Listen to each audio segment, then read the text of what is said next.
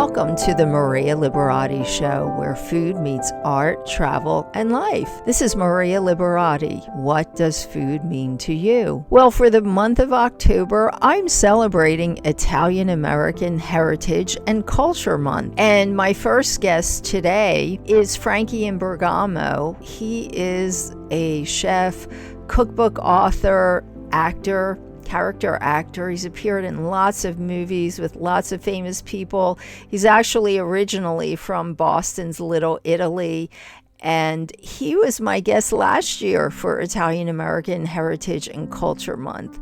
And he's going to share with us some things about Boston's Little Italy, favorite place to have pizza there in Boston's Little Italy, and some other great eating places and tips, and even shares a recipe. Did I mention his cookbook is The Good Life? And Frankie also won a contest. It was a contest that Chef Emerald Lagasse had for Frankie's recipe for his meatballs. So Emerald picked him as the winner on his Food Network show way back, and Frankie's known for this wonderful recipe for his meatballs.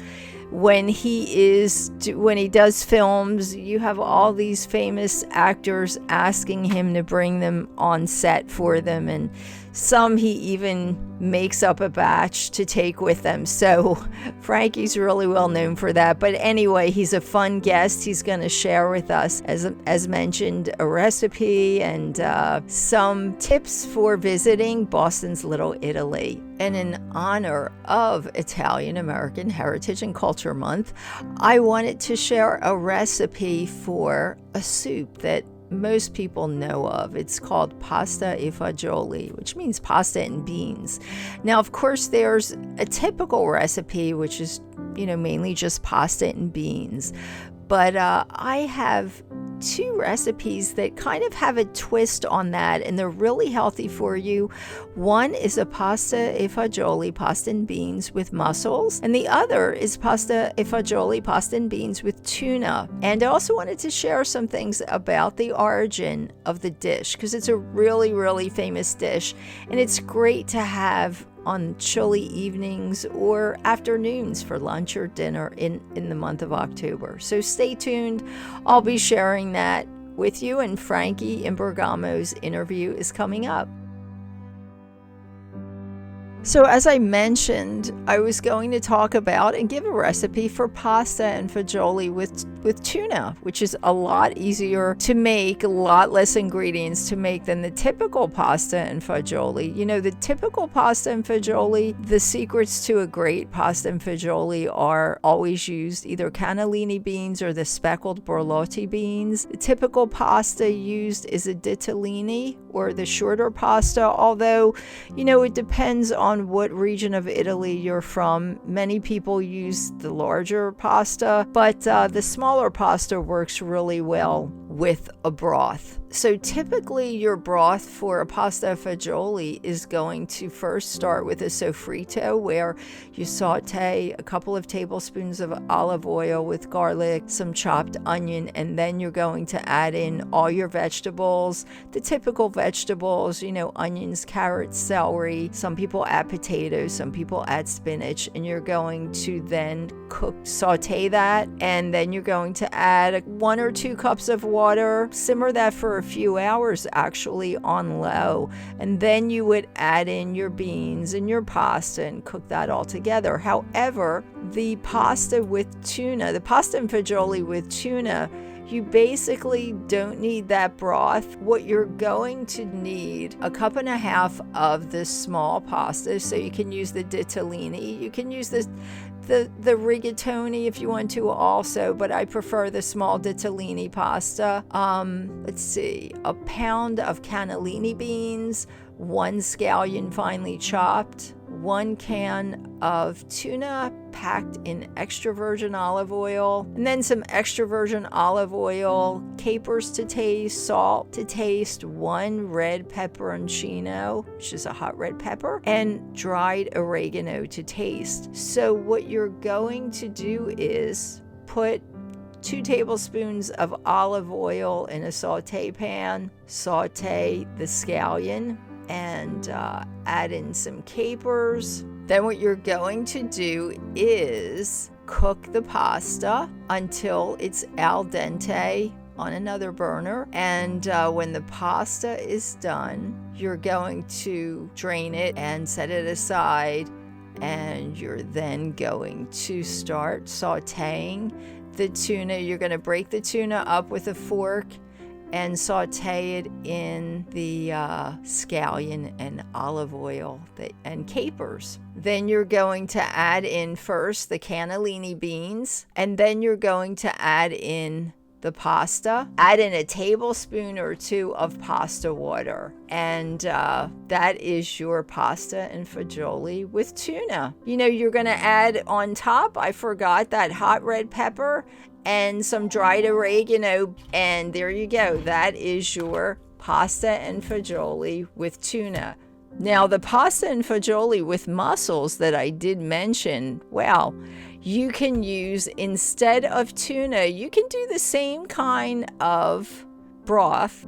Just you're sauteing the olive oil with a scallion. Then you're going to also use cannellini beans, not the speckled beans. Use the cannellini beans instead of the tuna.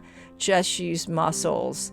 Make sure you saute the mussels first and only use the ones that open up, but hot red pepper and oregano is great also. So there you have it, my recipe for pasta and fagioli with tuna or mussels.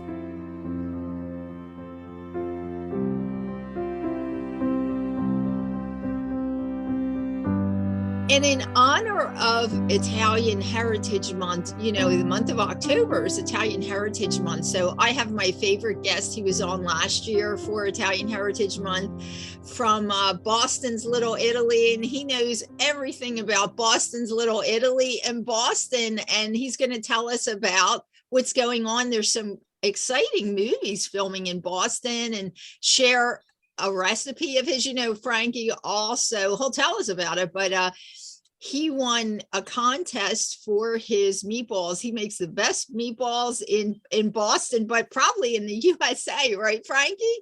Yeah, it was a lot of fun. Yeah, when I was on the Emerald shows, it was really a lot of, it was very exciting.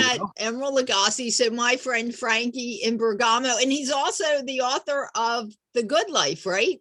That's the name of your book?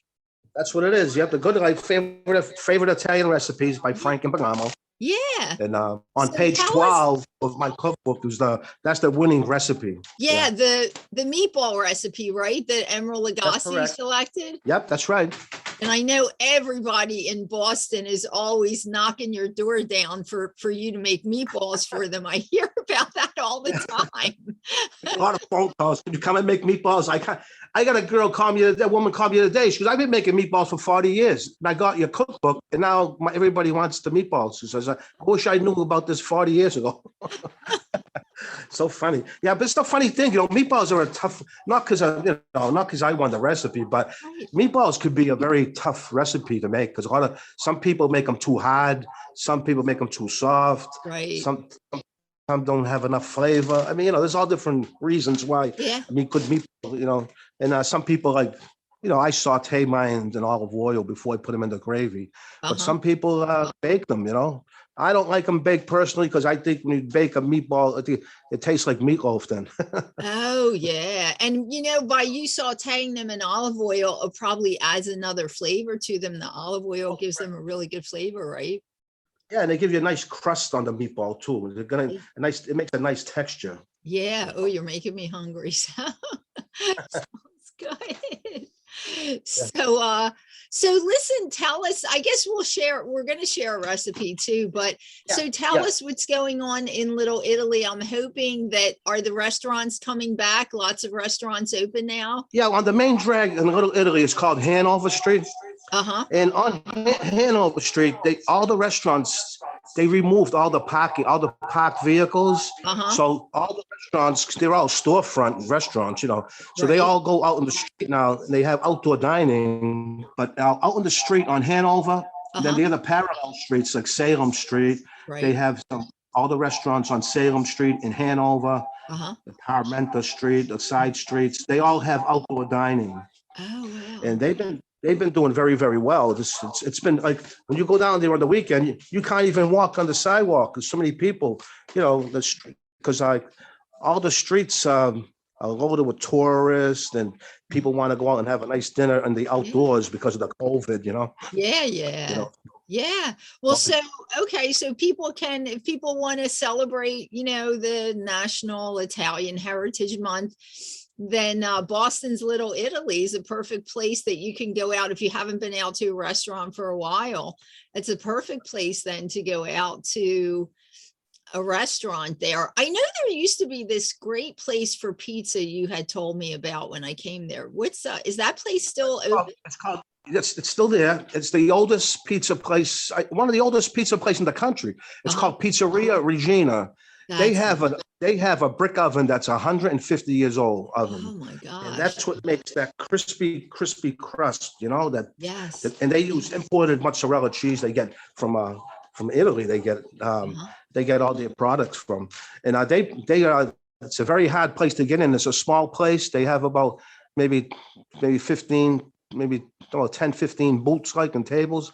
Wow. And all they serve, now this is a type of restaurant, it's so traditional that their pizza is the best around. There's people that I know celebrities who I saw on TV mentioned, like Rob Lowe, the actor.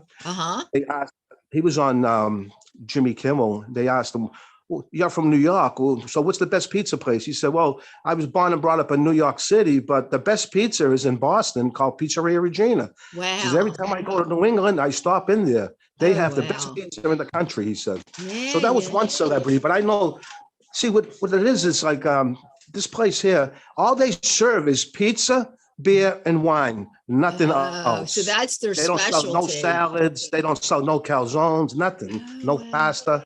It's traditional pizza, and it's worth a trip if you're in Massachusetts.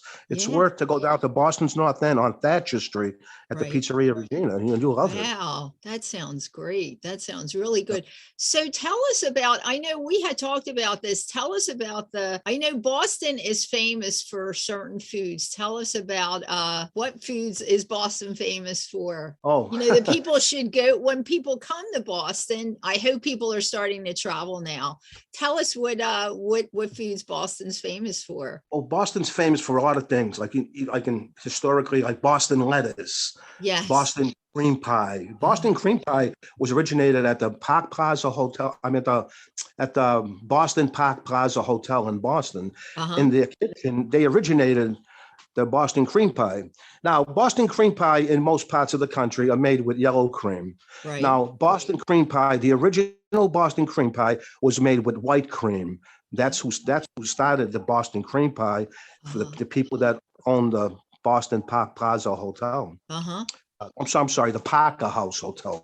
The Parker House. Parker. And so if you find it in Boston, do they still make it with a white cream or no? Only if you go to that place, the Boston Parker House. They make the original. They're the original. But most places, like you say, they changed over. They use yellow cream, but it's not the original. But that's what most people know it by because they're not from Boston. Right. I know. Like Boston. Anywhere I've seen Boston baked beans. We got Boston lettuce. Now we got a place called the Boston Burger. So I mean they're doing very, very well. It became like a chain after about 10 years now. They have about a half dozen restaurants. They're called Boston Burger, and they originated in Somerville, Massachusetts. Wow. Now, Boston's known for a lot of seafood. Boston, it's not known for seafood. And you know what else I thought was really funny? You were telling me yesterday that what's that stuff we used to eat when we were kids that I shouldn't say it, but anyway, it is from actually near where you're from, right? What's it called? Fluff. Oh, fluff, yeah. The fluff, Boston fluff. Actually, I'm glad you mentioned that because I forgot about that.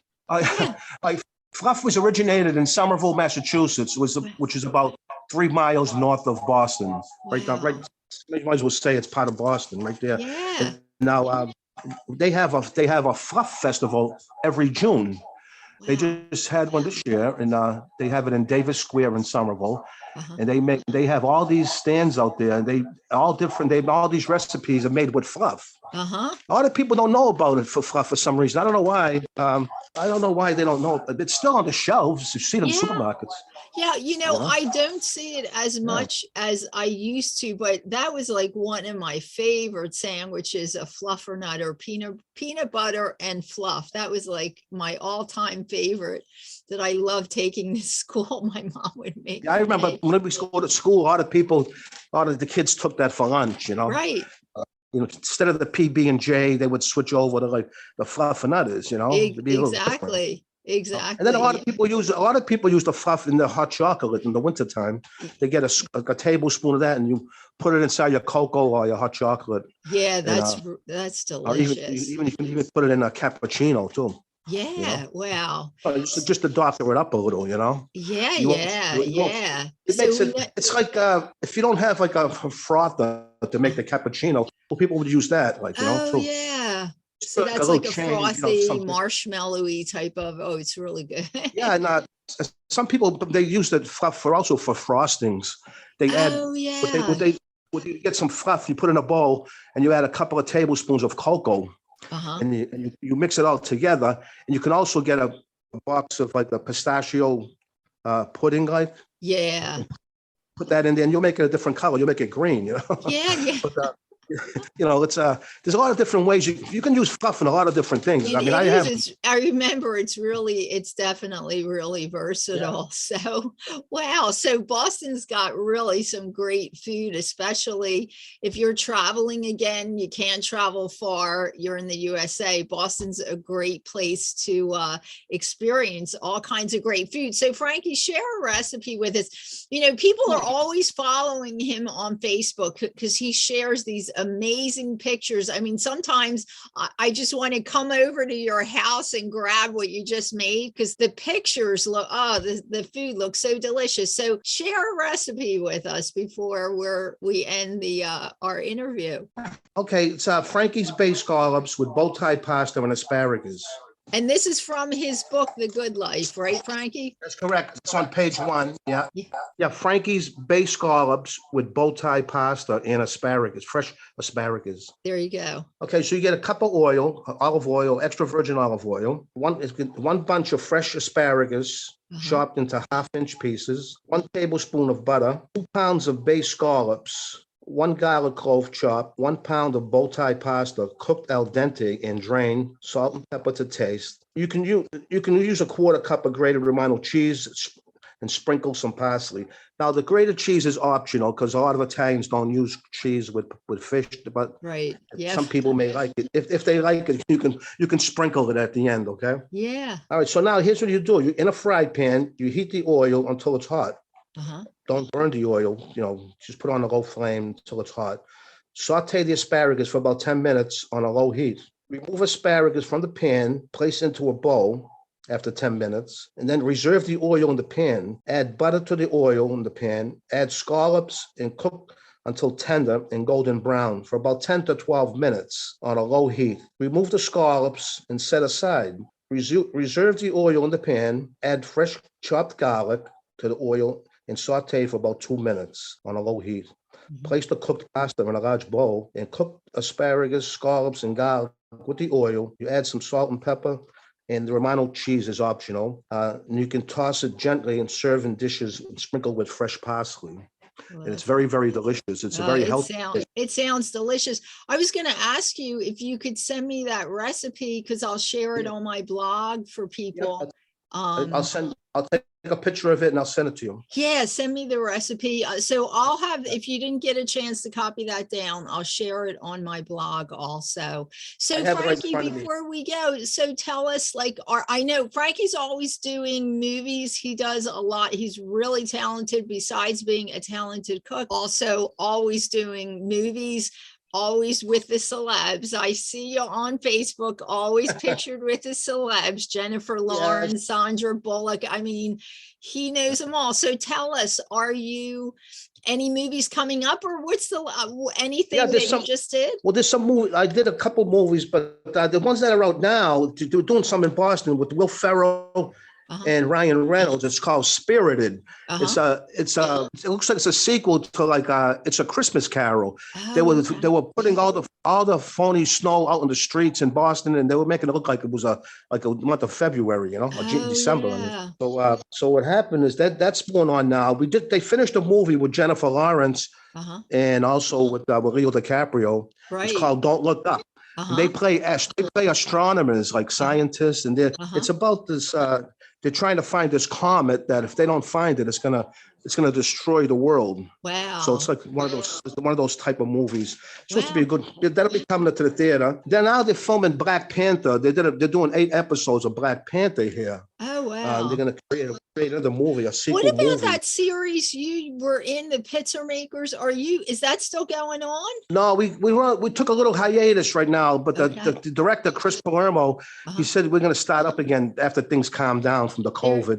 That's great. That's good to hear. So that's called The Pizza Makers, right? Yeah, Pizza Makers, Pizzer Makers, all one word, Pizza Makers. It's about this the director Chris Palermo, about his growing up in Boston. His family owned a pizza place, and things that happen every day in the pizza business, like the customers, they have arguments with, fight with people, all different crazy things that happen. People can find it on YouTube, right? They can still find it on YouTube. It's on YouTube, pizzamakers.com. It's also on Facebook. Yes. You can find it on Facebook too. There's a Facebook page with some videos. That's great. Well, Frankie, thanks so much for being here today and sharing that recipe. I'll have the recipe on my blog for everybody, and be sure to stop by Boston to celebrate Italian Heritage Month. There's so much great food there to celebrate with. And Frankie, and go knock on his door for some meatballs. I can tell you won't be disappointed.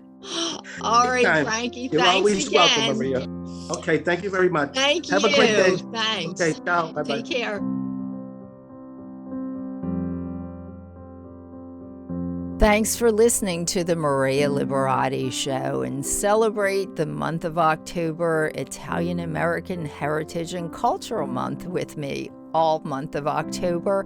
Thanks to my producer, Britton Roselle, and this week's guest, my friend and character actor, chef, cookbook author, Frankie Imbergamo. And don't forget, share your review of the episodes of the podcast episodes. Share them, take a screenshot of them, place them on social media.